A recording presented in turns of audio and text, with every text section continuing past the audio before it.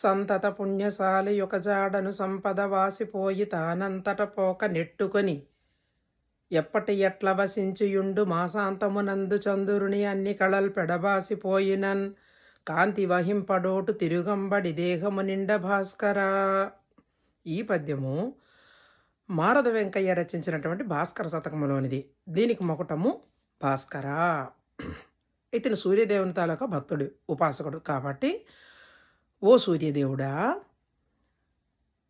పుణ్యాత్ముడు తన దగ్గర సంపద కోల్పోయినప్పటికీ కూడా అధైర్యపడడు, స్థిమితంగా ధైర్యంగా ఉంటాడు.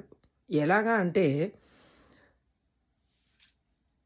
చంద్రుడు పాడ్యమి నుంచి పౌర్ణమి వరకు కళలు పెంచుకుంటూ వెళ్తాడు.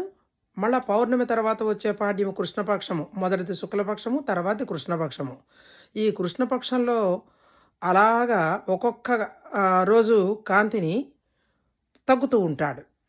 ఎప్పటి వరకు? అమావాస్య వరకు. పూర్తిగా చీకటైపోతుంది. అమావాస్యకి మొత్తం తన వెలుగునంతటిని కోల్పోతాడు. అయినప్పటికీ కూడా ఏమీ బాధపడ్డు. మళ్ళీ అమావాస్య తర్వాత పాడ్యమి నుంచి తనలో వెలుగులు నింపుకుంటూ ఉంటాడు. అలాగా ఈ ధైర్యవంతుడైనటువంటి వాడు, పుణ్యాత్ముడైనటువంటి వాడు ఎప్పుడూ కూడా తన దగ్గర సంపద పోయిందే అని బాధపడ్డు. దాన్ని మళ్ళా ఎలాగా తెచ్చుకోవాలి అని ఒక ధైర్యంతో తనెప్పుడూ కూడా చక్కగా స్థిమితంగా ఉంటాడనమాట. భాస్కర శతకంలో ఉండేటటువంటి ఒక విశిష్టత ఏంటి అని అంటే, పద్యంలో 4 పాదాలు ఉండేటప్పుడు పై 2 పాదాలు ఒక విషయాన్ని తెలియజెప్తే, ఆ విషయాన్ని సమర్థిస్తూ 3-4 పాదాలు ఉంటాయి.